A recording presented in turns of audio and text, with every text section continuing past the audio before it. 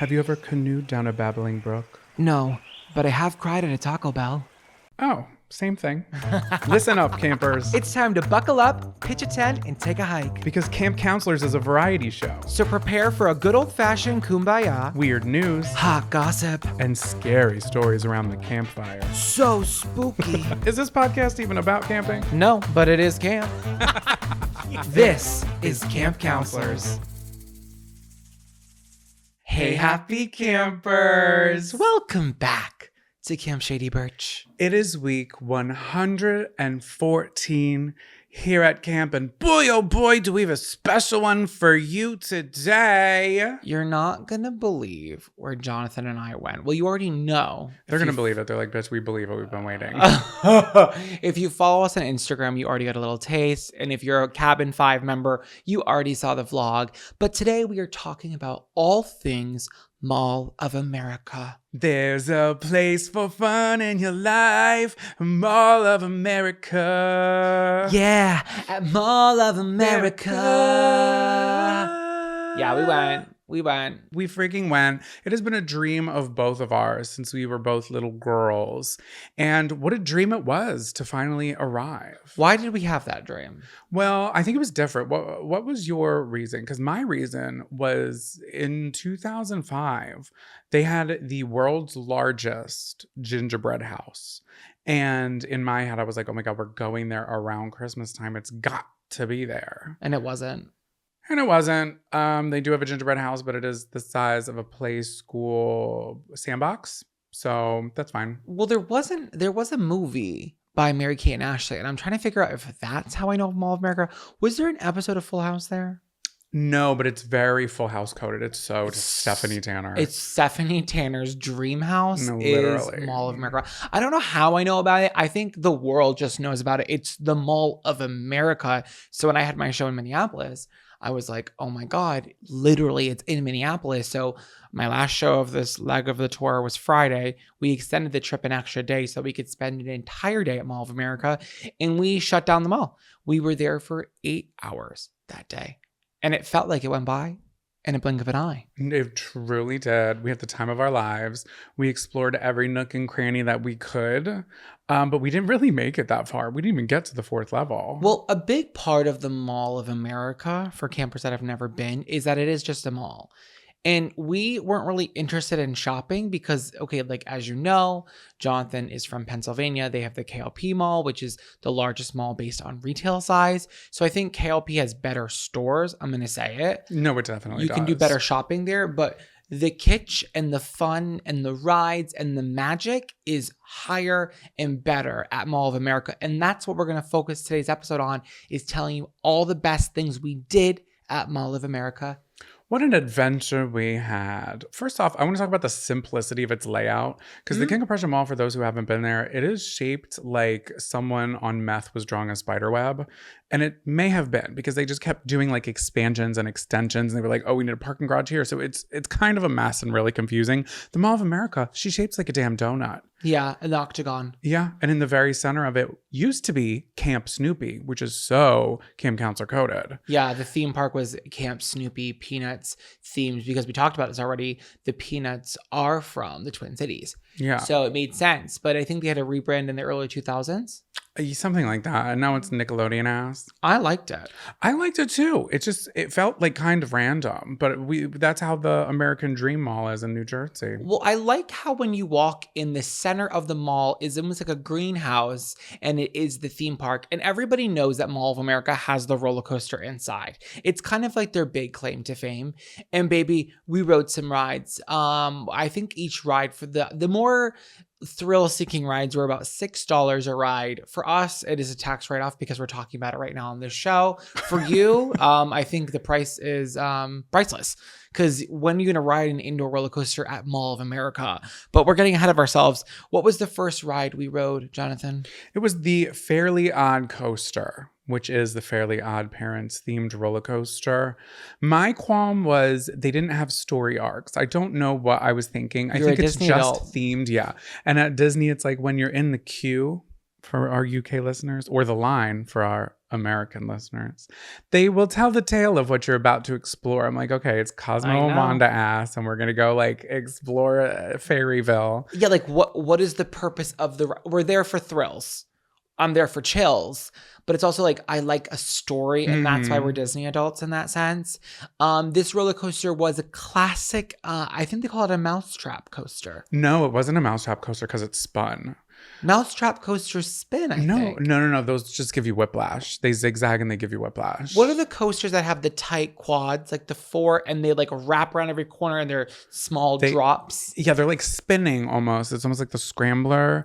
But it's on a roller coaster track. Right. Let me tell you, campers, I never need to go on this ride again. The rest of them, it was all uphill from here. We really I didn't think I was going to get that nauseous on a roller coaster. And it's not because the ride itself wasn't worthy of the $6, because it's a great thrill ride, and the line was like 30 minutes. I don't regret going on it, but you know what? We both were sick, is what we're trying to say. What I fear is, are we getting too old? And that's because I don't think my body would have reacted that way 5, 7, 10 years ago. Yeah, probably. Because now I got off it and I'm like, my neck hurts, I'm nauseous, I'm green in the face. I think I was dehydrated. You were. So that's definitely a part of it. But I'm also 32 and I don't need to be doing a spinny coaster, because after that, I was like, hey, that wasn't fun. For the next 20 minutes, I felt sick. My first purchase at the Mall of America was a water bottle so I could keep my stomach settled. I know. Well, what was our second ride that we chose? The Pepsi Orange Streak. Again, I have no idea what the story arc is there, but this one was freaking fun. I loved that one. This was the coaster that goes around the entire theme park. So regardless of its thrill level, you're seeing every nook and cranny of the center of Mall of America. This was a must ride. And guess what? We get to the front of the line. The line is literally 30 seconds because it's such a big coaster. And I have my little wristband to scan Jonathan and me in. And he scans me and he goes, oh no, you don't have to scan twice. Just go on it. Yeah, he's like, get in there, buddy. I was like, oh my God, generous. And it was a good roller coaster. It was actually a little bit more intense than I thought it would be. Yeah, a couple scary parts, a couple spooky corners, but definitely worth the ride. I loved it. Why is it called the Orange Streak? I don't know. They had to have had they probably just didn't want to repaint it. This was a classic coaster that kind of just wrapped around, went fast, but no big drops or sudden spins. There was another roller coaster that we didn't ride that had like the big corkscrew and the upside down twistables. I think that was the Bikini Bottom Monster Mash. Yeah, it was something SpongeBob themed, and we looked at each other and said, I don't need that. Like, I needed the orange slide because it was like, wow, we're around. That one was just like, okay, I'm not going to vomit on here. There was a lot of rides. Had I been 13 and had a birthday party there, oh my God. Because you can get a pass. I think it's $50, unlimited for the whole day. You would get your money's worth. For sure. Oh my God, after an hour, you already spent your $50, but you can keep going. No, it was so much fun. I am a little too tall for all of the coasters. I think that's like your plight in life. No, it definitely is, but it's also like made for like children. They didn't change many of the coasters from Camp Snoopy. So it's definitely for little peanuts, and I'm a big nut. Yeah, well, listen, they let you get on. While we are on the Pepsi Orange Streak, I spy with my little eye what looks like a little turd floating down a sewer pipe. Could my eyes deceive me? No. It was a log flume in the mall. An indoor log flume. Are you joking? When it comes to theme parks, my favorite style of ride is a log flume. It's the water, it's the theming, it's the drops, and that's a ride that you're gonna get a theme in. I've never been on a log flume ride that didn't feel themed. Yeah, because otherwise it's just empty inside. Like, we know there's goodies and galore and inside. This one was themed Paul Bunyan, who I believe is like really big up there. He's like kind of a legend for them. Now riddle me this. Who? Paul Bunyan? I know, but who? What did he do? What is he big for? There was a Disney movie when I was growing up, and it like told tales of like historic American legends, and he was one of the American legends, and he has a buffalo or a bull, and he's blue, and that's like his trusty steed, whose name I should know because it's kind of imperative to the story that I can't remember. But Paul Bunyan was just this big butch of a guy, and he was cutting down logs, and he was kind of like paving the Midwest. He was like letting people come, kind of like the Lewis and Clark meets Brawny. Oh, yeah, the paper towel. Okay, yeah, just taking over Native American land. got it. Yeah, No, yeah, that's no, you're right. truly what he was that doing. is sad. Now I feel bad. Well, now riddle me this. Is he real? Like, is Johnny Appleseed real as well? Or are those like fictitious characters to market the movement? They were real to me. Okay. So I like to believe in the lore, and I think like, why am I going to get into the nitty gritty of history here? No, for sure. And I also wonder if he had like bunions on his feet from like chopping so much wood. I know, it is you would think his terrible name. His name would be Paul Callus because he would have calluses on his hands. Well, I would have called him Paul Pine. Paul Pine. Now that's cute. Chris Pine's brother. Well, there's options here, but we have to respect his name as Paul Bunyan. What the issue is we got in line for that, and then I got a sudden wave of diarrhea. Yeah, so you had your own log flume. Oh, this wasn't a log flume. This was a crack in the sewer pipe because I looked at Jonathan. We ran out of line, and I'm trying to find the bathroom that I cannot find. And I looked at you and said, "I'm gonna shit myself. I'm gonna shit myself in Mall of America. How am I going to shit myself in Mall of America?" And this has only happened a few times in our relationship. The one was when we were on the Breakfast at Tiffany's tour for my birthday, which we did an episode on. I have bad stomach issues, and there's plenty of times where I have to go, but this one felt like I did make it, but there was a moment where I said, "Oh my God," I was passing the Lego store, and I said, "Oh no," I almost started crying. The Pepsi orange streak almost caused a brown streak. It was so scary, and I made it. And then after that, I said, "Jonathan, I think before we get back in line for Paul Bunyan's Great Escape, I do believe we should just take a break and eat some food. I think I need something to absorb the acid and get me back on track." So we left the theme park, and we moseyed our way up to the 3rd floor. And you are not going to believe, campers, what was in front of us at the top of this escalator. Sex in a store. It was the Rainforest Cafe. Next to. Margaritaville. Next to. Bubblegum Shrimp. Below. Hooters.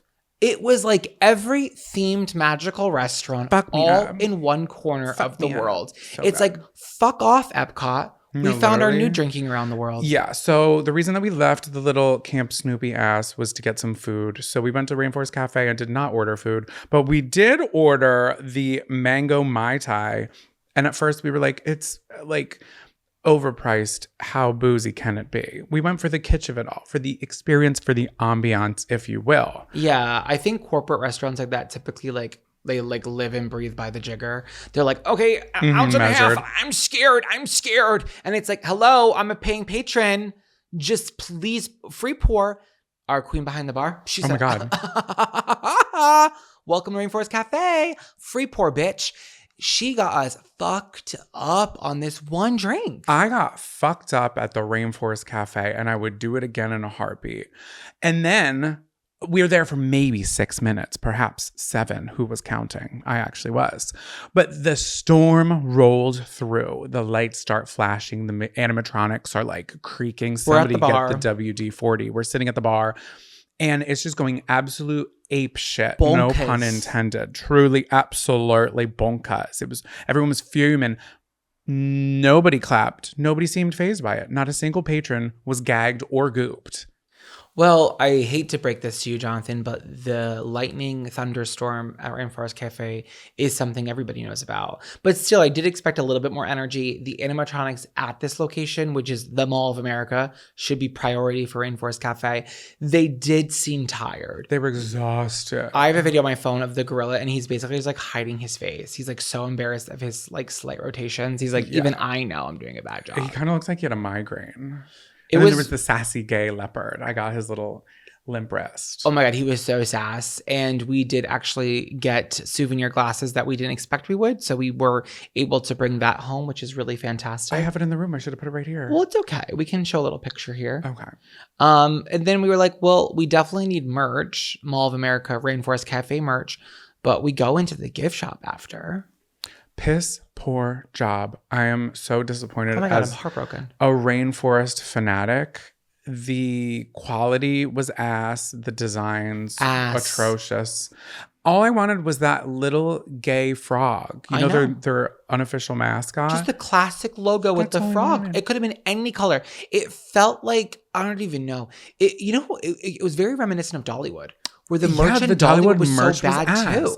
It felt like Etsy knockoffs that were just being sold. So Etsy knockoff. That was the theme of the Rainforest Cafe gift shop. And we basically were begging on our hands and knees, crying, please, something that's just wearable. And everything was trash. This is so out of touch for me to say, but I'm going to say it. I would have spent $80 on a hoodie or a sweater or a sweatshirt that was cute, that said Mall of America and had the Rainforest Cafe gay frog. I don't think we'll ever be able, it's the iconicness of being there. It needed to be like commemorated in a Rainforest Cafe shirt or sweatshirt. Thank God we got the commemorative glass. Yeah. What would we have to show for it? What would we have? Nothing. So we were leaving the Rainforest Cafe a little sad, a little upset, and a little drunk. Stood outside and quite literally talked shit about it. Oh my God. Jonathan and I stood outside of the Mall of America Rainforest Cafe and pouted.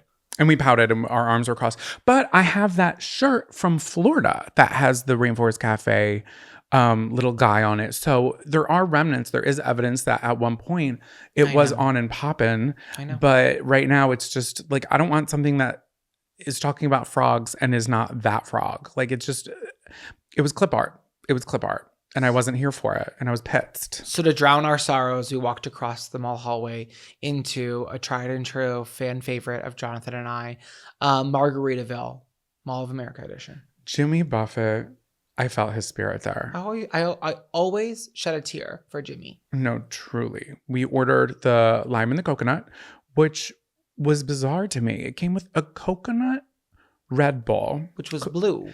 And you pour it and it's white. And then it reacts with, I think, your vibes, maybe the ice. And it starts to turn a little blue. But it's not super blue. And I'm confused by it. But also, that's kind of the magic of the Mall of America. Yeah, it's the essence of Jimmy. It's the breath of Mall. And it makes the drink blue. And by that point, we were lit. I was recognized by one of the bartenders, and we took a whole group photo with the entire staff. They gave me a free shirt. And there was an employee there who did give me major Mia Thermopolis vibes. Yeah. Say what you said. She reminded me, though, and this is like in such... How do I say this and not sound fresh? Just say it and then backpedal. Okay. She was working there and she was gorgeous, but she looked and acted to me like Mia Thermopolis from Princess Diaries, aka Anne Hathaway, if she had never found out she was Princess of Genovia. Like, what did Mia Thermopolis go on to do? She went to art school in Minneapolis and got a job at Margaritaville to work her way through college. And she doesn't love it, but she's kind of just there. And this isn't her passion. It's just a stepping stone for her. Mm-hmm. And this is exactly who this woman was in physicality and mobility and energy.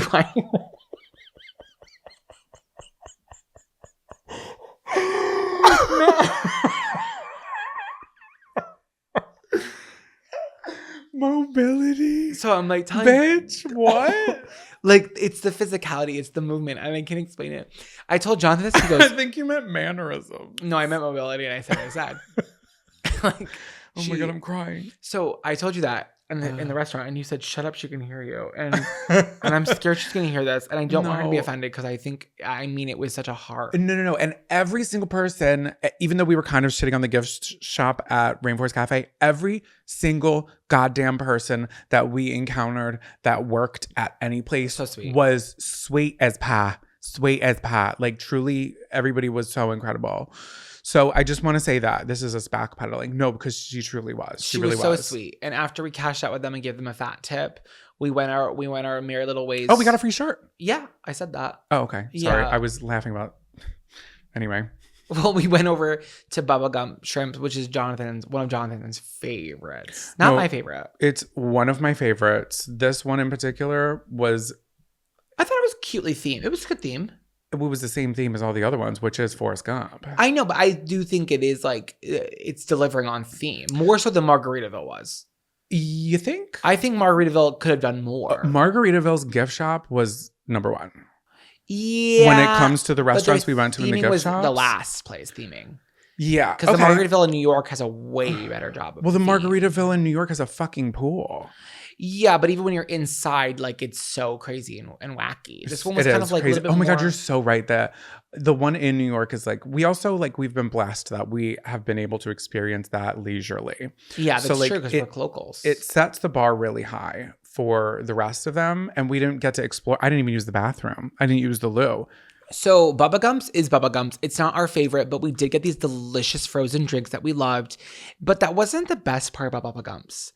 No. There was a woman at the bar sitting 4 chairs away from us, and she was wearing a Hooters shirt. Let's give her a nickname. Yeah, because we're not going to say her real name out of respect to her privacy. Holly Madison. Holly Madison. So Holly Madison is drinking a dirty martini, talking to the bartender at Bubba Gumps, and she looks over at me and somehow recognizes me from my videos, but can't really place it.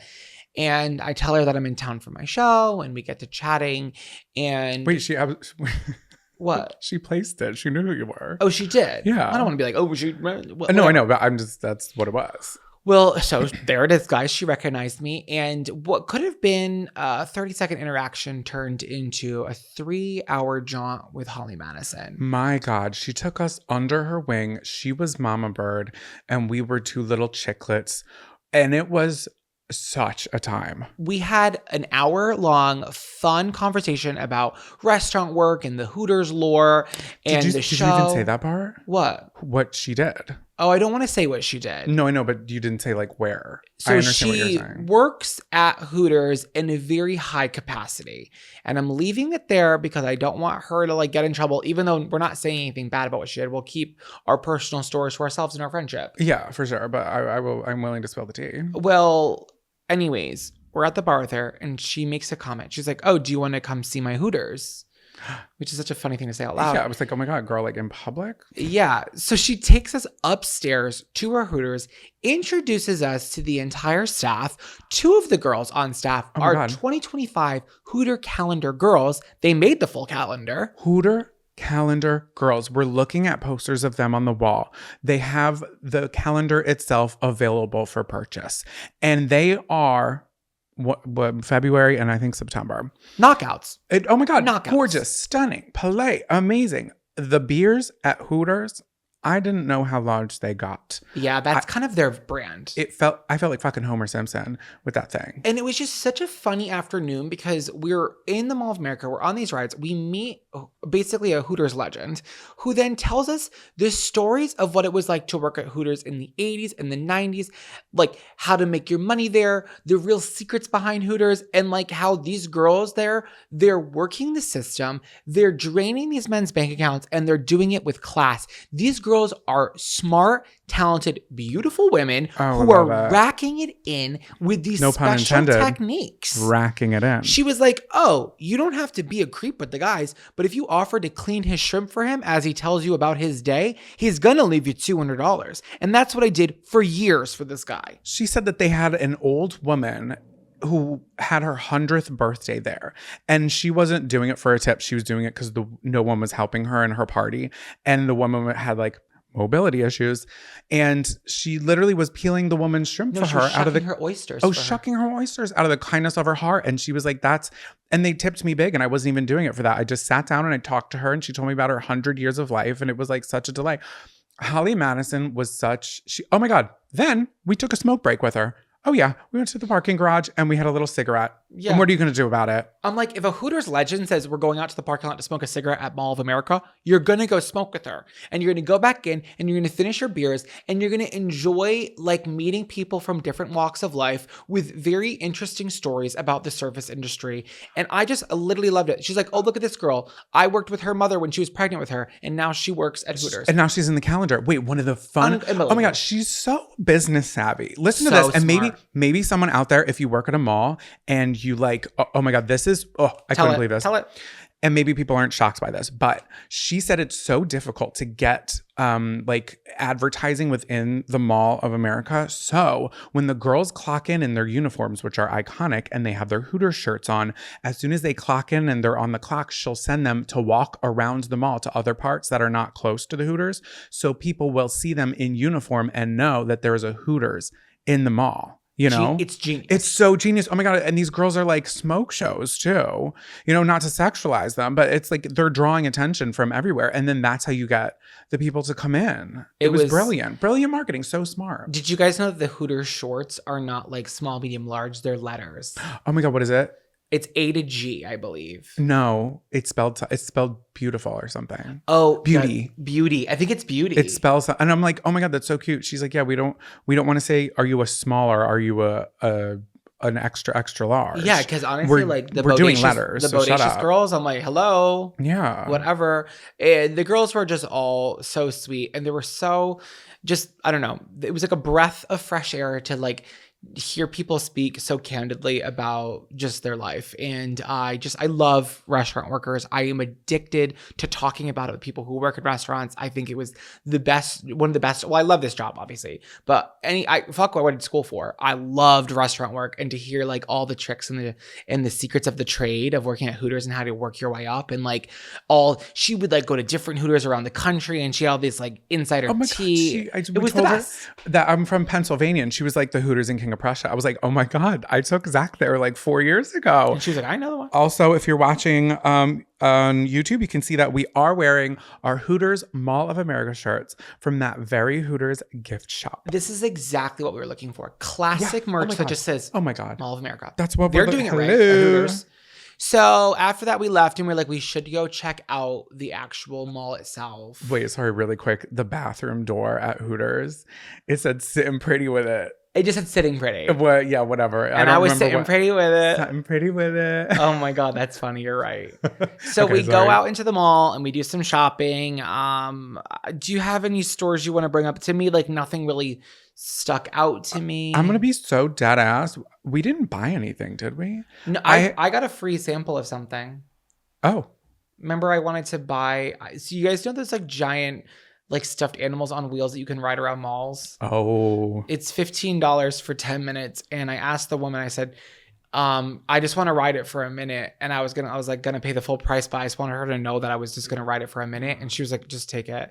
So it was me and a bunch of toddlers, and I was on a giant bear riding around a mall. No, it was a lion because you were roaring. Oh my God. I was in my element. I've always wanted to ride one of those. And I was drunk off my Hooters beer and all those other drinks. And I just started riding around the mall. There's a video here. And it was a real treat. That's all I remember doing in the action. Because the mall was like, okay, they have an Untuckit. Great. They have a Lush. So after being, unimpressed with a lot of the stores, we decided to go back and become impressed with the ride that we missed, which was the Log Flume. Paul Bunyan's Great Escape. Which we were pretty drunk for. I think it was called Yule Log. Oh, it was called like the Log Chute. But they put up Yule because it's Christmas time. You understand? And the inside was decorated for Christmas. Oh my God, guys, we had the best time. And we forgot to mention that we did buy the photo for the orange slide stripe Pepsi Mobile. Yeah, the streak. And the streak and this ride. Mm-hmm. And this one was great. Mm-hmm. This was my favorite ride because it was themed. Me too. I love this one. It was definitely fun. And you know what? You were kind of a menace on these. They had to go over the loudspeaker and they were like, no rocking the boat ever. Meanwhile, Zach's trying to capsize us. Honestly, sometimes I am a little feral. Mm-hmm. Like, I just get this little devil on my shoulder and he's like, be creepy. And I was rocking the boat and we were going so fast and I was just like barking and I was literally thrashing and screaming. It's in the vlog. I don't know what got into me, but I was definitely being naughty. It was the 17,000 drinks we had on an empty stomach. I don't care. I found this on the web. Oh my God. Sorry, girl. That was spooky. Well, she supported my drinking, she said. It was so fun. And then we ended dinner at this place called Cadillac Ranch, which I believe is a chain as well. Yeah. From Vegas. Yeah. And they had a mechanical bull inside and I was so ready to get on, but I was starving.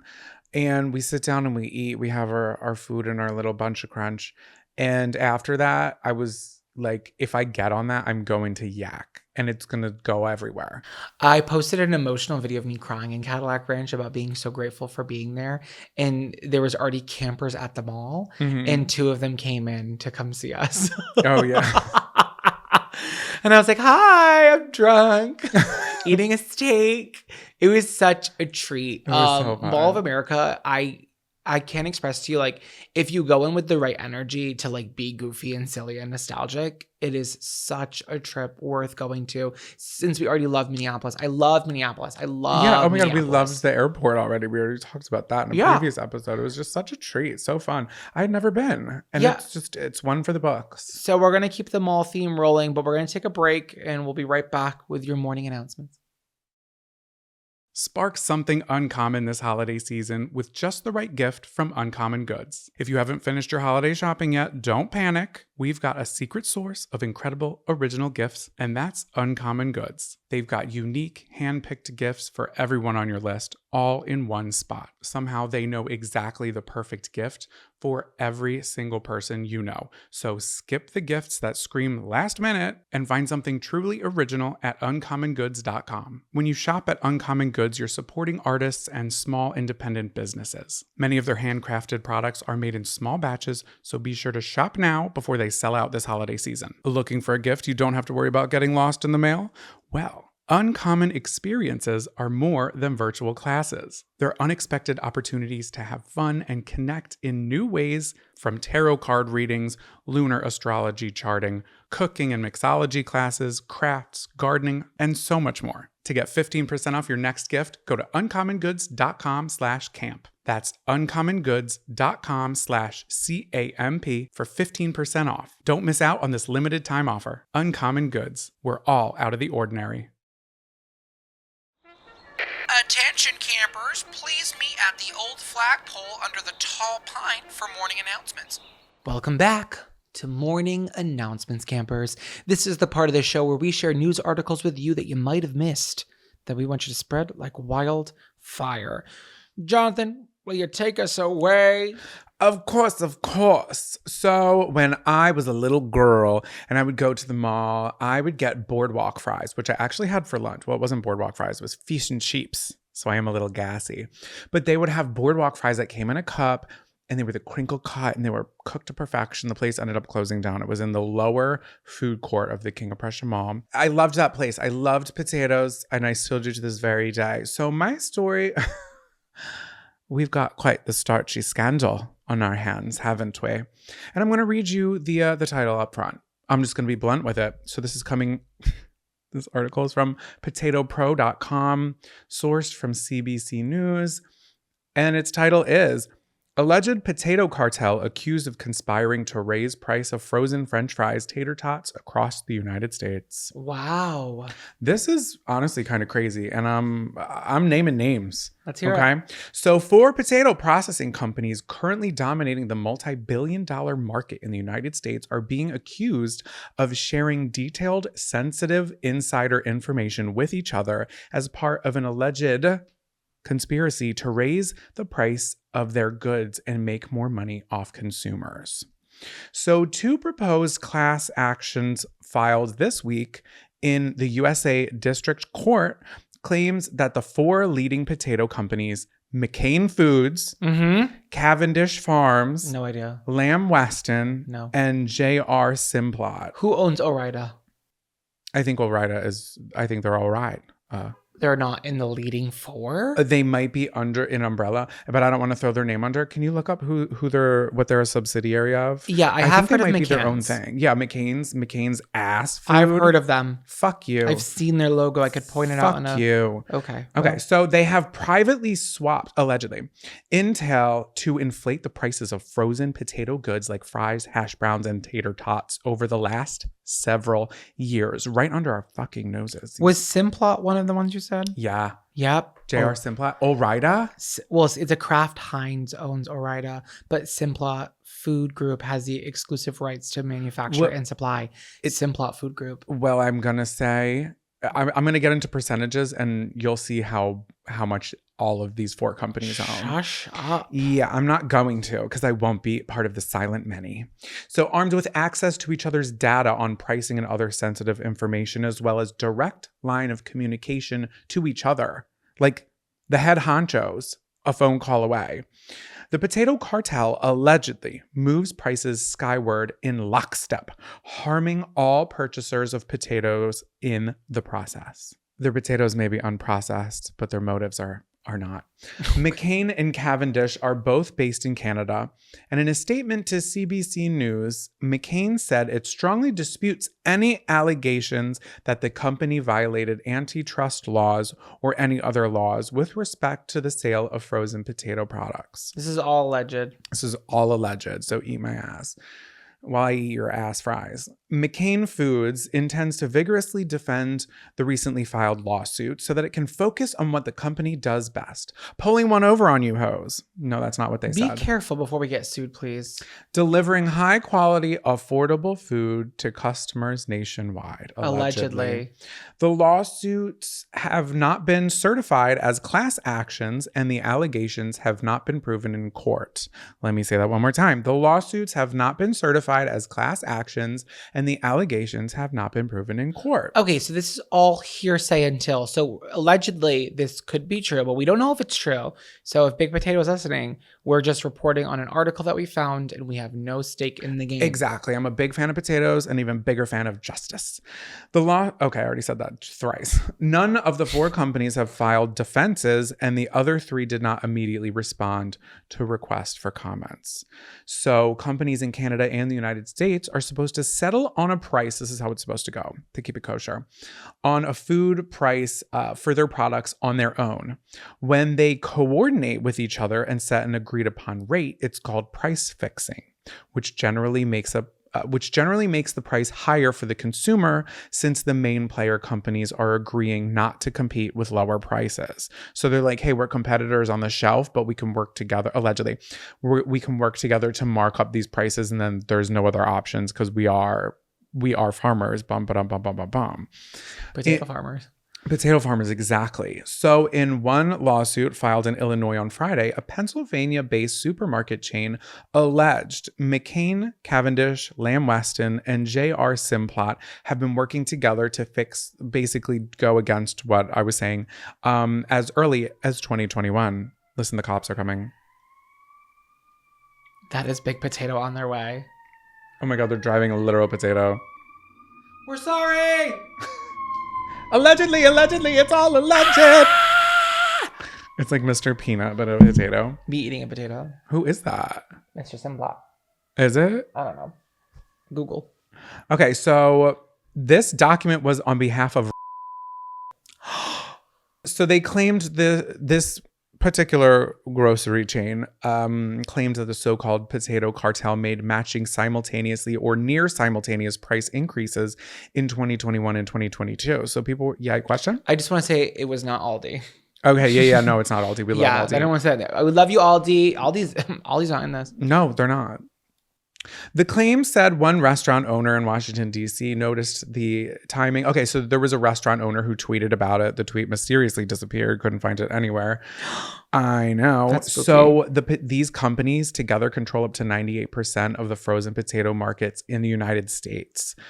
And they could allegedly work together to make it a higher price across the board and nobody would really be the wiser.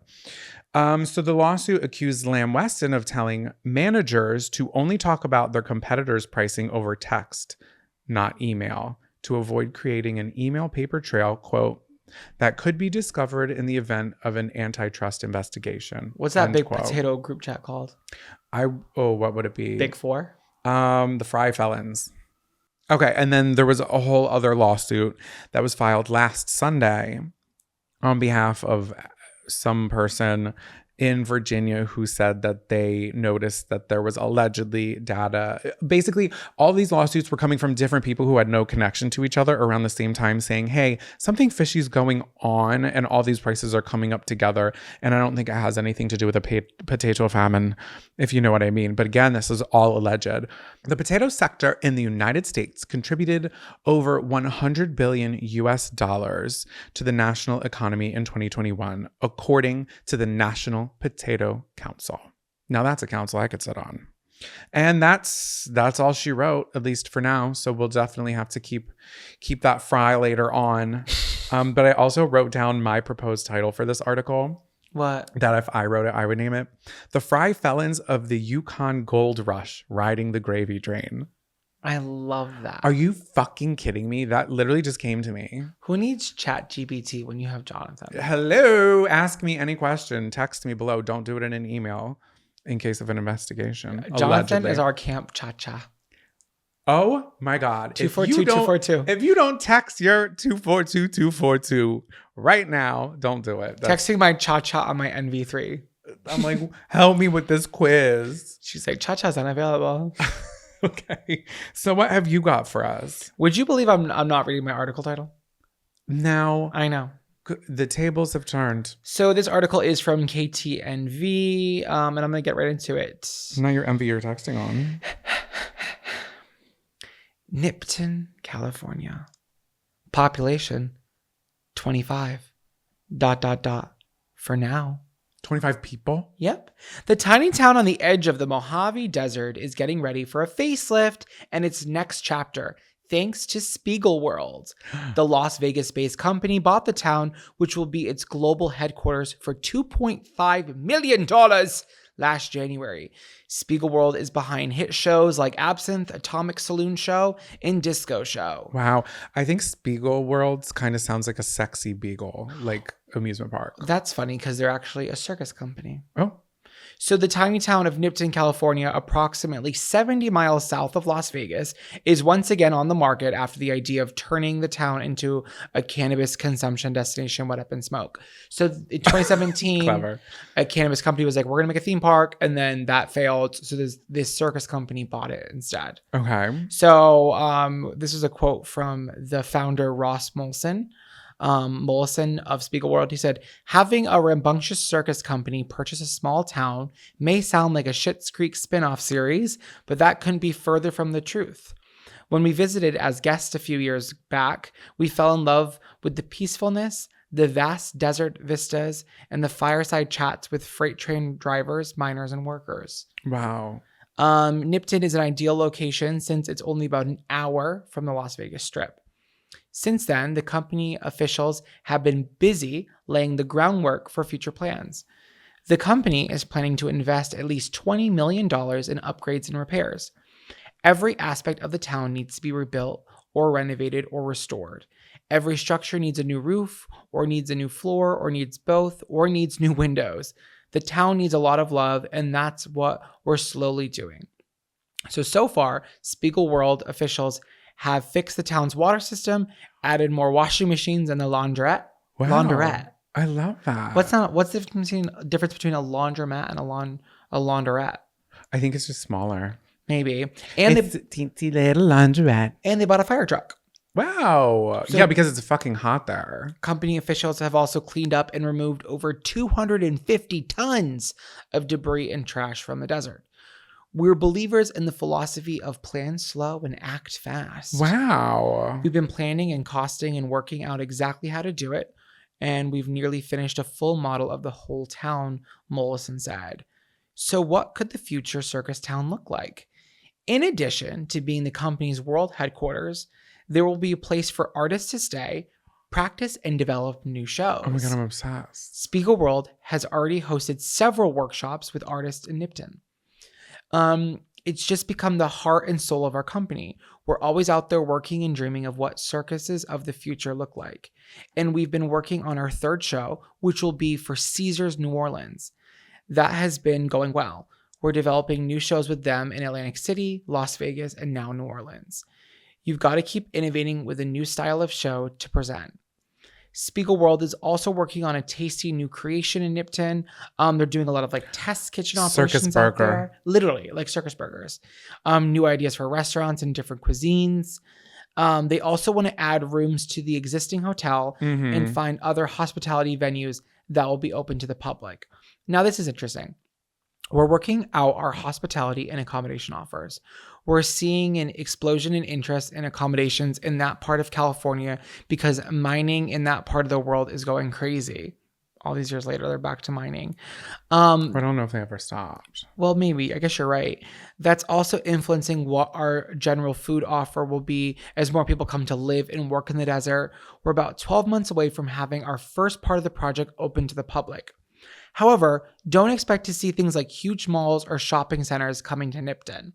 We're not building a cowboy town, they said. We're not building a resort. We're not developers.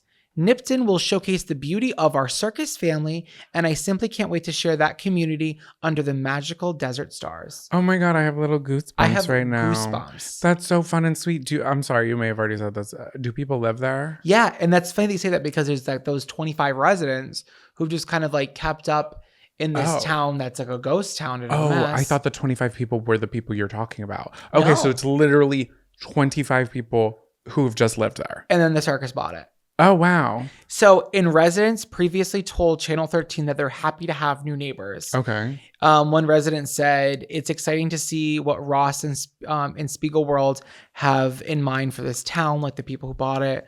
I want to be a part of it and help in any way I can because to me, this is a paradise." And I read a different article. I believe it was The Telegraph. I'm not sure. It was a UK article. And they interviewed more people there, and they were like, "Hey, they think that." They said that desert people and circus people have a lot in common because they've had to become multifaceted and like work on their own because they've always kind of had to kind of build up their own selves, I guess. So he thinks that they have so much more in common than people think. Like they're like-minded individuals. So this is going to be a place for circus entertainers to come and create new shows and kind of test things out. And it's only an hour from Las Vegas, which is perfectly ideal.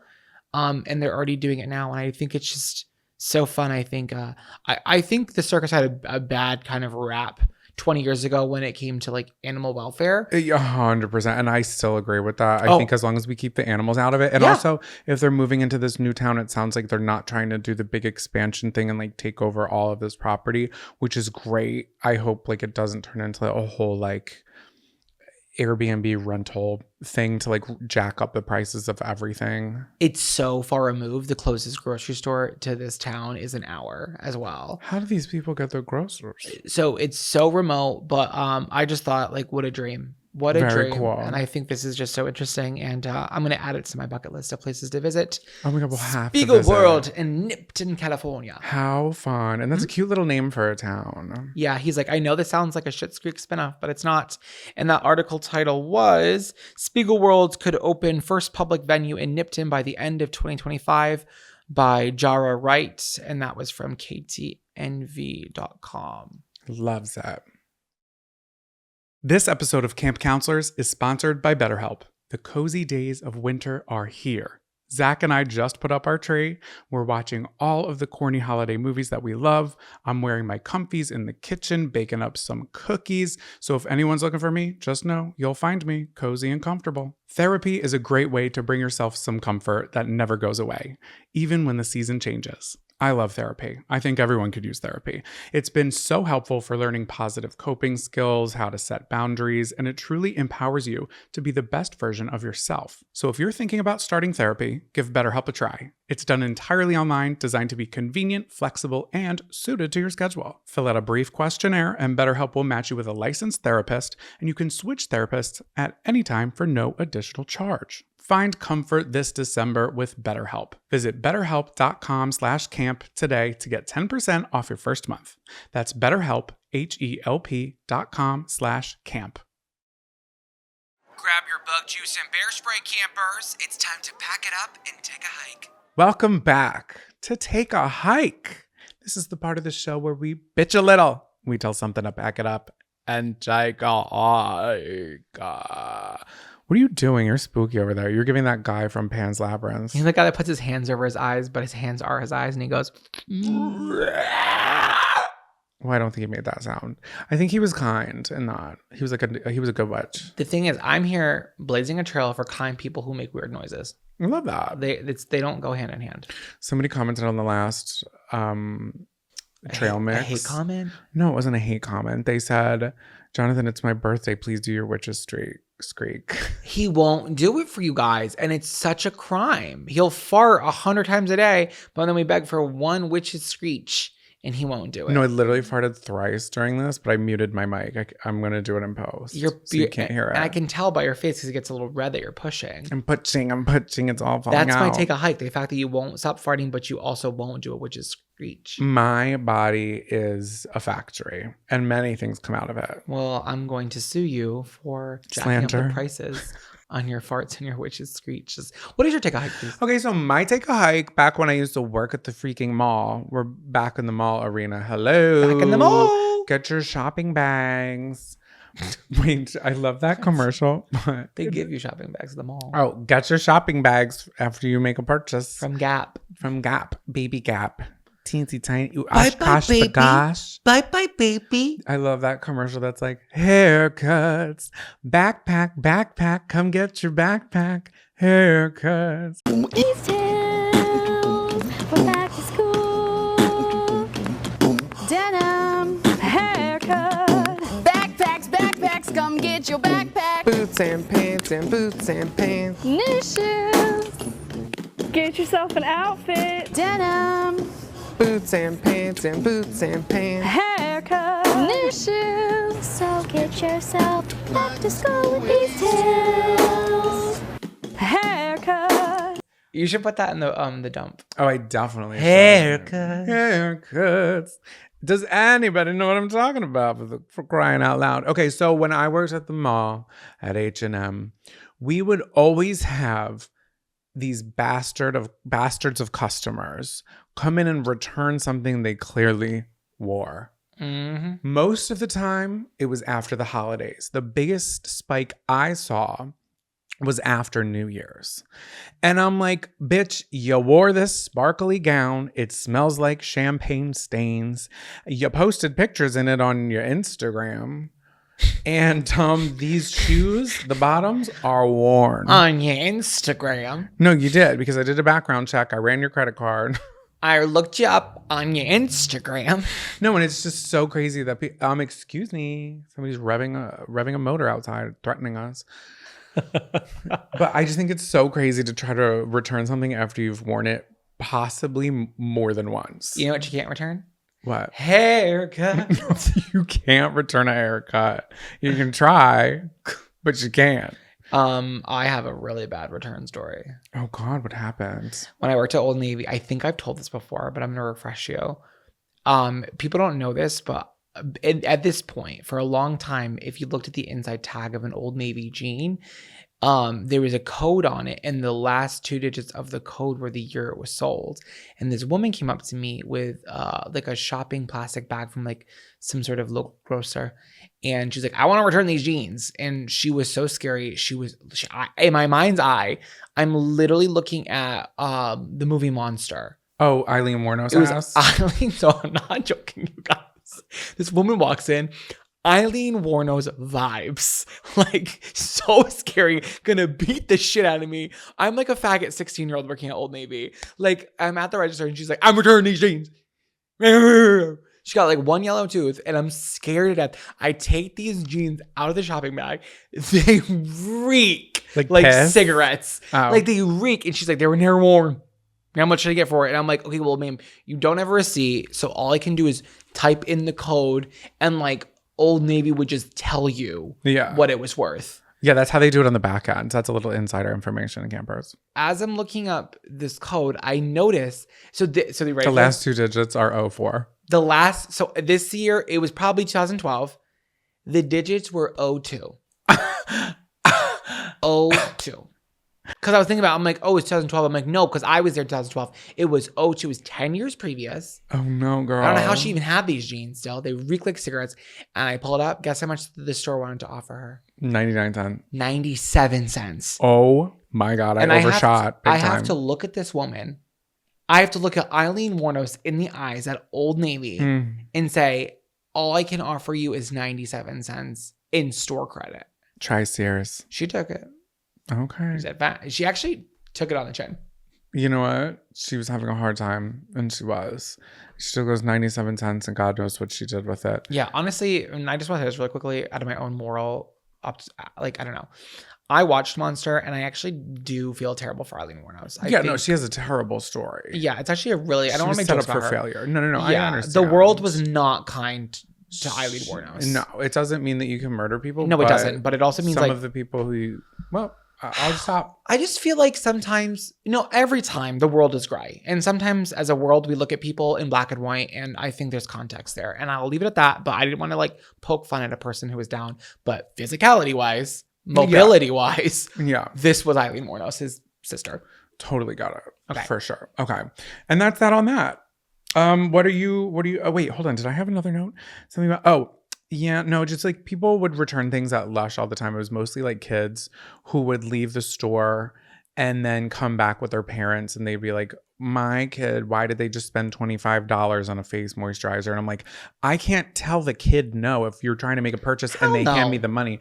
But because it was a product and it left the store, we couldn't sell it again. Yeah, of course it's a and there was so many instances of that. So many instances of wasted products because of those ugly little kids. They're all uggos. Seriously. No, I'm like, literally, don't have a Velcro wallet and come in here and dump all your money into something that you're then going to come back and be like, I'm just kidding. I need my money back. And it's like, okay, well, you just killed like 4 trees. So I hope you can sleep at night. Me buying the Harry Potter bath bomb and then not paying my phone bill. I'm like, literally. But my bath was a golden snitch ass. So, ooh. Do you remember that one? It was glitter. Yeah, I remember it. I also remember posing an idea to the company that was an original idea. I'm just going to stop. No, I want to hear it. I want to hear it. And then I saw it on shelves years later. What was the idea? I'm not doing it. Off camera, you'll tell me? Yeah, I'll tell you. Oh my God. See, he won't tell you his things. No, because I feel like I'm tell you the witch's screech. I'm running into too many issues. And now after doing that potato ass story, I'm afraid that we're going to get sued again. Ugh, again? What's your take a hike? The death of the free mall food court sample. Let's talk about it. Another nail in the coffin from COVID. Okay, so your take a hike isn't angry at something. It's angry at like the situation that something's gone. Well, I think I was angry that they stopped giving out free samples, but all fingers point to COVID. So my take a hike is what COVID did to me. Yeah, they took away your orange chicken. I remember when I was a little girl, I would go to the Providence Place Mall. This was the 30s, guys. And I would go into the food court and it was like they were roaring. Mm-hmm. You couldn't get these people off of you. They were shoving chicken in your face. There was a person giving out free sushi samples. Mm-mm-mm. Do you remember? I don't know if I can remember that.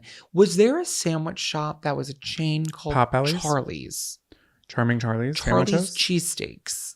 I'm not familiar with her work. Can someone fact check? Campers. Is that Charlie with an I? Sammich is behind the camera. He doesn't know. He doesn't know. He's sleeping. Sammich. Check your Palm Pilot. Wake up. Wake up. He's up. No, he doesn't know. They would give out these little sandwich samples. Mm-hmm. I wouldn't even have to buy anything at the mall. Oh my God. I was full. My stomach was full. And then I could spend my $8 on Pinkberry. Oh, good place to spend the money. Now, Williams-Sonoma, when they would give out samples, oh baby, especially around Christmas, oh baby, they've got teas, oh baby, they've got ciders. I one time went there and somebody was making mini waffles, trying to show off not only the waffle iron, the mix, but the mix. And they got a sale out of me. Oh, they did? They got a sale out of me. Well, and it was the cutest fucking, I want to say Krusties, but that was it Stonewall Kitchen?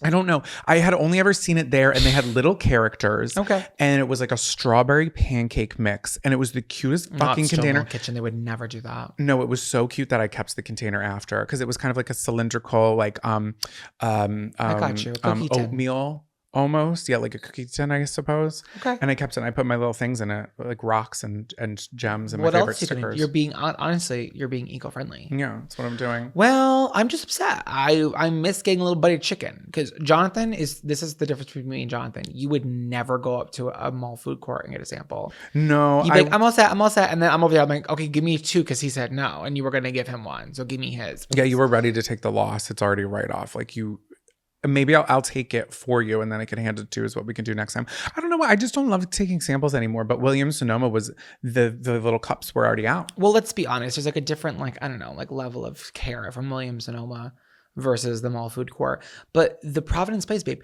have you ever seen a sushi sample before? No, that's a full $1. I that felt so then so I would start the orange chicken, I'd get the sushi, then I would get another sample from a competitor. This was more of like a saute Asian restaurant. I'd get something from them. And then I would get the Charlie's cheesesteak sample. That was 4 samples. Maybe I'm not full for lunch, but I'm full to keep going. Wasn't that sweet? That is. And it's gone now, and that's my take a hike. Bummer. Oh wait, I found the company. Tell me this isn't the cutest. I think they retired the strawberry one, but I found the blueberry one. But tell me that this isn't a cute little.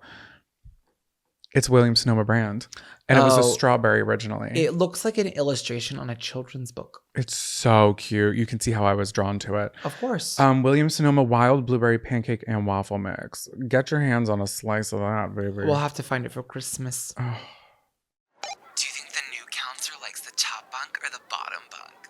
Over. Either way, I'm giving them my boondoggle keychain. Over. Welcome back to Camper Crush of the Week. I don't feel like we got too sassy in the last one. I kind of thought we were like praising a lot. Yeah, there was a lot of. I think I'm just like in a fun, sassy mood. I'm We can't be too negative today. We actually are not being negative at all. No, we're being grateful and thankful. Oh my God, we're so grateful and we're so No, thankful. we're so well behaved because Santa's watching and he watches me shower. So, what's your camp crush? You go first. I need to process that last sentence. So Okay, thank so you. camper crush of the week. This Crush is what it. we're loving. Love it or list it? I'll love it. I thought I saw her today. On In a post. photo, not a picture. Well, I mean, in a photo, not in person. does I it mean. matter how I saw her? I saw her and I thought of her. What was her name? Sandra Lee? No, babe, stop. Who was the woman from Love It or List It? I loved Jarah. her and her straight partner. He was straight? Yes. I know. And we'll leave it at that. Okay, so what am I crushing on? Can you ask me, please? What are you crushing on? Dippin' Dots. Bitch, we went to Dippin' Dots at the Mall of America. You almost said no. And I said, Jonathan, if you can't get Dippin' Dots here, where can you get them? And I was shaking. I was quaking. And I love me some Dippin' Dots. Rarely do I get them. Maybe 10 times in my life have I had Dippin' Dots. Well, they're a special treat. They're not. It's almost good not to get them a lot because then you really savor the moment. No, 100%. But I got the banana split, which is my favorite flavor. I've only had that flavor. So that's why it is my favorite. Because I'm not willing to go the cookies and cream route. As a child that always got cookies and cream, my heart sank when you got the banana split, but then I took a bite of it and it was a perfect flavor combination. No one was trying to be the best. Everyone was holding hands in the banana split factory and said, we all can stand up and be equal parts of this. It was very much Wicked Press tour. Where Truly. Glinda Alphaba is 50-50 banana split. 25. Yeah. It was equal aquatics across the board. Equality. Hello? It was equality. It was so delicious. Such a delight. It is the dessert that bites back. It does sting the tongue a little bit. You can't rush through it, even if you wanted to. You know what I feel like it is? Yeah. It's the burning sensation on the tongue, and it's so tender and supple. It's tight. It almost reminds me of dry ice. It is very similar to Chemical. dry ice. Yeah, it is almost chemical. And I'll tell you why. That is because they are made by flash freezing liquid ice cream with liquid nitrogen at negative 320 degrees Fahrenheit. How do they get the drips? Is this on Unwrapped? Because this is an Unwrapped I want to watch. Oh, they absolutely have it on Unwrapped because they are perfect little spheres. Like, but they're different sizes. Yeah. Yeah, but rarely do you find an oblong shape. And they're never color blended. No. Pink Oh, is the no. pink. Yeah. They're definitely like clean separate, operation. and then they come together I to wanna create the watch best that. products. No, and they have to be stored at negative 40 degrees Fahrenheit, and that's why they don't sell them in store. An additional reason why they don't sell them in store. Riddle me this. That's not whisper true. this. That's Yes. not true. I bought them. No, those are fake. Even if it says Dippin' Dots, they're usually not Dippin' Dots because it costs too much for them to keep them that frozen. You'll see them rarely, but you're also not supposed to eat them with a metal spoon. The actual Dippin' Dots that are actually that low of a temperature, you can take off a bit of your tongue if you don't use a little wooden stick, Spatula. Wooden branch or a plastic one. So when we start them here at Camp Shady Birch, you only get a twig. You have to be BYOT. BYOT. Bring your Or own pine. Oh my God, a pine could be nice. Like a little pine No branch. one wants a rosemary and thyme pine flavored I think that Dippin' could be Dot. could be really nice. No. Another really interesting fun Gravy fact. flavored. Dippin' Dots was created by microbiologist Kurt Jones. He was experimenting with flash freezing dairy products for animal feed. it was the Chicken Man guarantee. It was the Chicken Man guarantee. What is that? I already said that. Oh, and then I told you the rest of the fun facts. That was enough. Yeah, that was enough. It was a sweet treat. Just a little dot, just a little Dippin' Dot. But if you guys come across Dippin' Dots today, don't second guess it. Treat yourself. Literally, like, don't even if it's right before din-din, right before supper, I'm gonna dip into the dots. Can I make a suggestion? You can. I don't know if I'll consider it. You can get the smallest size. Because after And a that's couple, what I did. I got the kitty cone. After a couple bites, you're good. You're good. It's really scratching an itch, and I will recommend banana split. And that's not that would never be my number one, but I did enjoy it. It was good. It made it even more special. It was definitely special. Special for sure. Okay, what are you crushing on, baby boy? I'm crushing on the idea of a seasonal Christmas store. I like these pop-ups. I like Christmas decor, and we did get to a store in the Mall of America that was a Christmas store, and I'm not going to talk about it because I didn't love it, and I don't think they did it well. But I've been to plenty of store that does it well. And this is our mall episode. And I like those like pop-up Christmas stores. I like to be overwhelmed by Christmas decor in different styles. I even like to look at things that I would never buy because it's not my aesthetic. I just appreciate like a Christmas aesthetic. It's interesting. So I don't know if I ever talked about this. There was 5 stores selected out of all the Spirit Halloweens to be transferred into Spirit Christmas stores. Guys, campers, listen the fuck up. And one of the stores that was chosen out of like the 5,000 eligible was in my hometown, Dartmouth, Massachusetts. Now, I will say that is so festively shaped. Mm-hmm. Because the store itself used to be a Christmas tree shop. So there's like a stained glass Christmas like sleigh with a tree in it at the top of it. So it's a perfect location for it. But let me tell you this. I have spoken to some people I know that have been, and I heard it was underwhelming. Well, I heard it was even smaller than Spirit Halloween, which is shocking to me because we all know that there's so much Christmas decor. Yeah, and it's also like this is your time to really wow and zow, and like with the power of social media. I heard it was. You gotta have. They didn't even have. Did they have a real gingerbread house? I haven't seen pictures, and I should look it up. I haven't seen photos. I've just heard from people I won. They were like, we expected more. And one of my friends said you could see more Christmas stuff at a Home Goods than you could have at the Christmas Spirit. No, that's a damn shame. And honestly, I know. This is our consumerism episode, so if you have a problem with that, you can write it in and we'll neglect that. Well, Jonathan and I will proudly say that when we buy a Christmas decoration, we're not a one-timer. We buy 1 or 2 a year and we'll use it for the rest of our lives. And the past ones that we've been buying have been from mom and pop shops, not from Spirit Halloween ass. No, totally. But like, I'm not a believer of, okay, I had my same Christmas ornament set for 8 years. I just re-upped last year. Yeah, and I think Christmas to me is so sentimental. So I love when they're just repurposed. I'm like, oh, here's this ornament again, and I love it. I completely agree. And so everything we purchase for Christmas, we use every single year. And I love that some people, and this is my true crush of the week, I love when people have a thing, like their Christmas thing. I don't think I have mine yet, but I know what I want it to be. What do you want it to be? I like the Christmas villages. I love them. that idea. I love them. I don't have the right area in my house right now. Yeah, we need like a mantle or something. Even like, this is the perfect time when you have like a deep like wooden shelf or like a windowsill. Yes, that's great. I think another good place for it, which isn't the best, but if you walk into somebody's house and they have it, it's like, it's cute because it's not so in your face, is if there's space above the cabinet. Oh, I know. I love that. I do. But then it does get hidden a little bit. You can't see the details. But it's nice from afar. Yeah. If you see little motion in the windows, like in a little tiny Christmas village. Are you familiar with Wishbone Kitchen? Wishbone Kitchen. Mm-hmm. Is that an account? Yeah. She's mega famous. Yeah. She's literally doing like Wayfair ads now. But I love her content and my dream is to go to one of her dinner parties.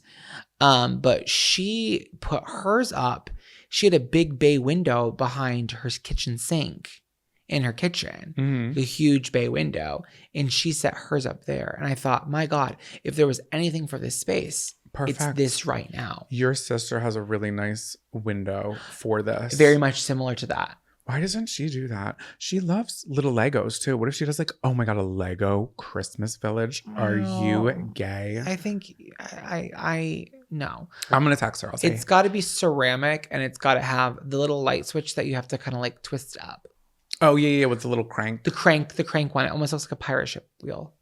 Oh my God, it does. It has teeth on it, like a little gear. A gear crank. Yeah. And I want to flick it on at night and be like, they're all on. And like, here's my little firehouse. I love Here's my that. little reef store. I like that. I don't like when they make noise. I didn't say that. I don't want that. Okay, good.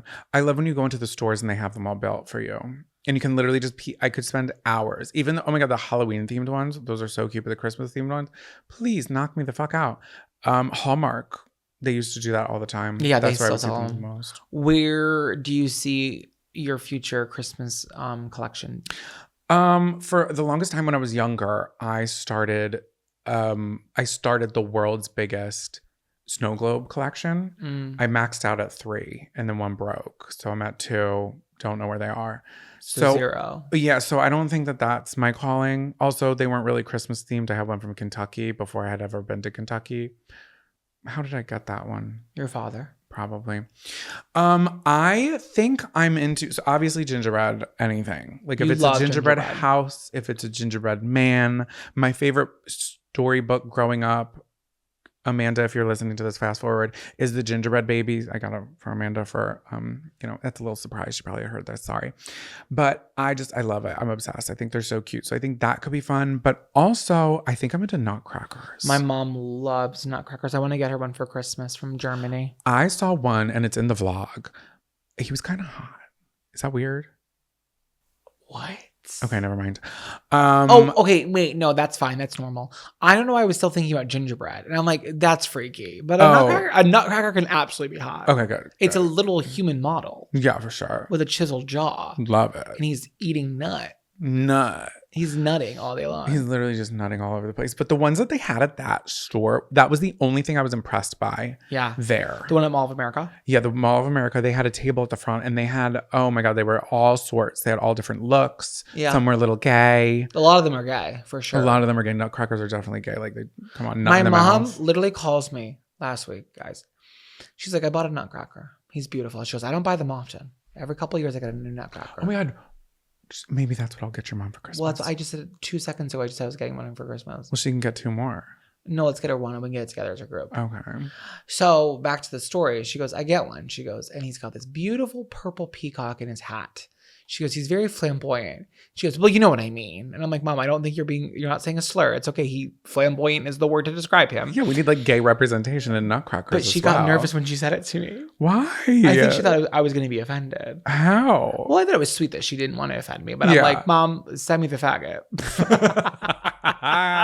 So maybe nutcrackers will be my thing. We don't have a single nutcracker. My parents had 2 nutcrackers. They were rickety as shit. Yeah. And I put them to the test. I would take my Playmobil dolls and I would put them in there and I'm like, can this rip the head off? 100% of the time they always did. So I fucked those up. Sorry, Mom and Dad. But maybe we'll get one for the mantle. We'll think about it. We don't have a mantle.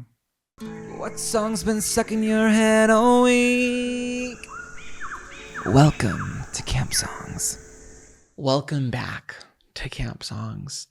The Christmas bow on this episode, our final segment. We are going to share what songs have been stuck in our head all week, Mall edition.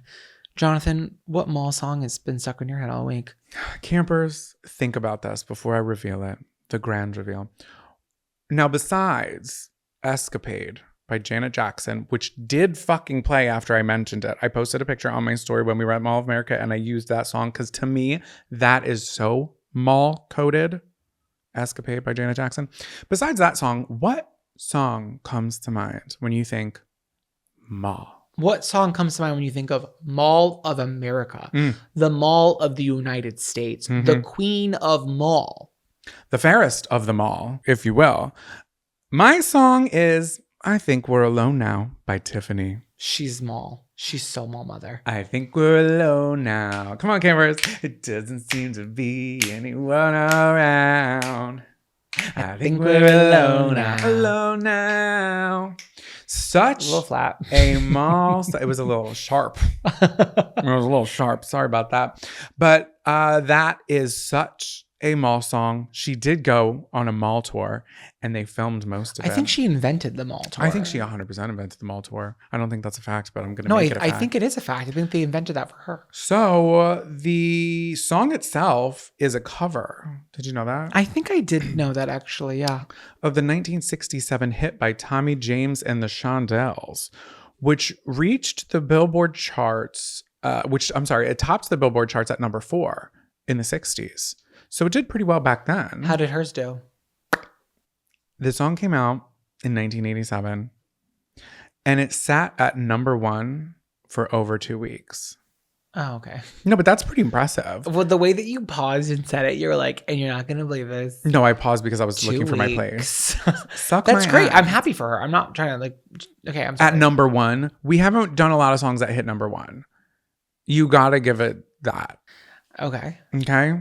Her competition was Escapade by Janet Jackson, bitch. And she was like 14. Okay. So Tiffany then went on a nationwide tour of shopping malls, The Beautiful You, celebrating the Good Life Shopping Mall Tour, 1987. I don't know if there was a better time to be in a mall than 1987. Oof. Like, my parents owned stores in the malls in the 80s. That was like their career. Yeah. Oh my God. There's just tile and neon and Yep. hairspray. And fake plants. Oh my God. Fake plants galore. Everything's covered in dust. It but who reminds me of like the cares? old Taco Bell was the Great American Mall aesthetic. Oh yeah. Oh my God. 100%. 100%. What a great, like, fun colors just everywhere. Uh-huh. And I think that's what the Mall of America reminds me of. A lot of It's- things have been renovated, but a lot haven't, and they've been kept up with. I think they try to keep the essence of the Great Mall of America. Oh God, it's got such sass, such soul. Such great So, bones. Guess which mall this tour started in? I know the mall. Name it. King of Prussia. No. The Paramus Park Mall in Paramus, New Jersey is where she started. In Paramus? In Paramus. I'm sorry, Paramus? No, it's Yeah, Paramus. The second one, the Woodfield Mall, Jersey. Schaumburg, Illinois, Oh. the mall I would go to when I was growing up. Shut up. The second one, the Glendale Galleria in California. We went there.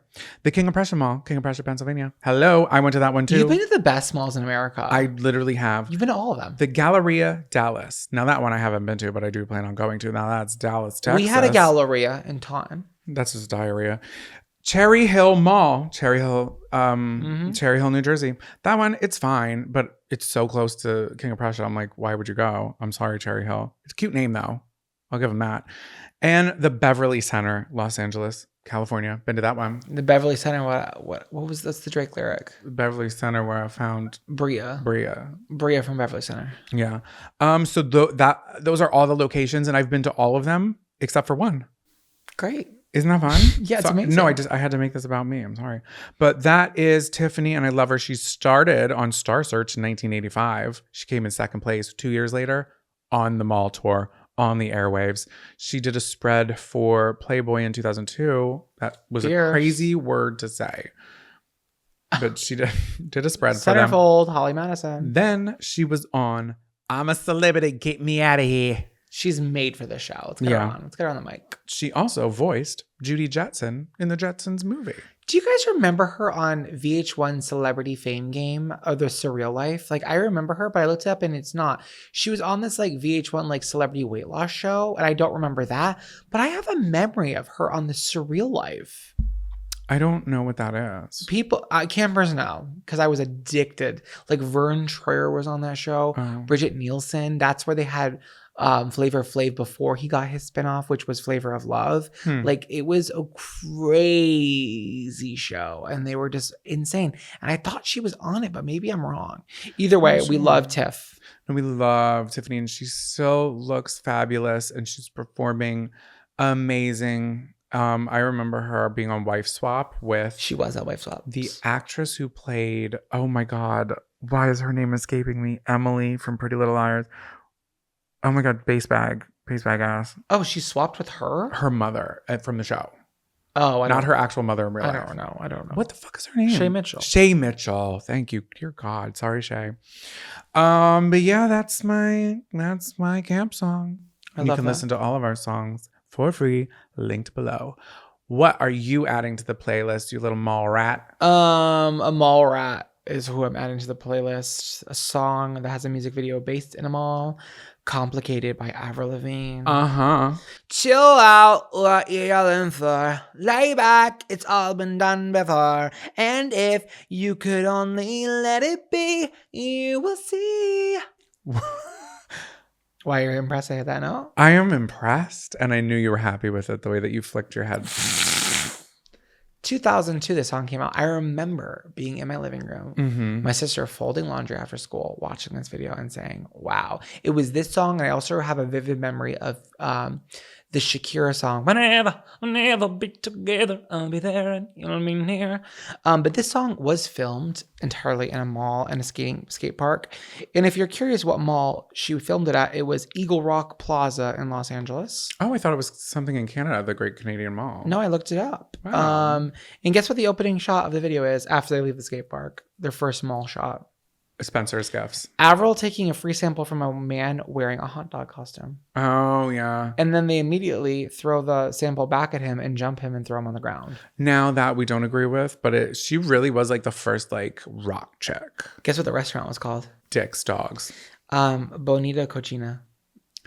Beautiful kitchen. I love that saying. I love this video. I love this song. It has 750 million plays on YouTube, which is crazy. Is that the one where she wore her little brother's school uniform t-shirt? She's wearing the tie. She's green wearing shirt. No, she's wearing the tie. She's wearing the white tank top. She has that striped arm sleeve on. It's probably her most iconic look. No, but I think they cut away to a secondary look Maybe. where she's stationary, and I'm pretty positive she's wearing, maybe it wasn't this one. It was of this era where I remember she got in trouble, or the school really wasn't happy about it because she was edgy, and it's like, who are you anyway, bitch? Well, I will say, the way she acted in this video was every retail associate's worst nightmare. Like, she was being bad. She likes to throw shit. She likes to go nuts. She likes to rock out on stage. She's a rock chick, babe. She definitely was like, if I was a parent and my kid was watching this and it was 2002, I'd be like, well, this is not a good influence. Yeah. Because she was being very naughty. But yeah, you know like, what? Let's listen to Enya. This song is amazing. Looking back on it, it's incredible. What a legacy. What a mall icon, for sure. A icon. And that's it. That's our show. Wow. I feel like I want to go shopping. I love our episodes where we like recap like an iconic place. Like this felt special. Like, I don't know when we'll ever get back there, and I hope we do, but it was special to kind of like, I don't know, memorialize it here. Yeah. For the campers. And I feel like too, it's like, it's just the two of us who are going. But in the back of my head, I'm like, oh no, the campers are literally on this journey with us because we're going to chat about it. And it's like, no matter where you are, no matter who you're from, no matter what you did. Who you're from, where you are, what you did, as long as you love me. That's all that really matters. And if you're juicing for more after this long ass episode, we do have a 20-minute vlog that is available now on Patreon for Cabin 5 members. You can join for $5 a month. And if you don't want to do that, totally fine. But I would love it if you could give us 5 stars. That would be amazing wherever you're listening to your podcast. And share this show with your cousin, your sister, your coworker, your arch enemy. Mm-hmm. Let's bring people together here at Camp Shady Birch. Share that shit, bitch. And Sammich needs a new hip. God. Wake up. It's his hip. He's taking so many painkillers right now. He can't even stand. Oh, God. Thank you guys so much for listening. We offer healthcare. No, we don't. We never will. But we will offer hours of entertainment. And we offer vibes. Listen, I'm holding space for you campers this week. I hope you're holding space for us. And with that being said, lights out, campers.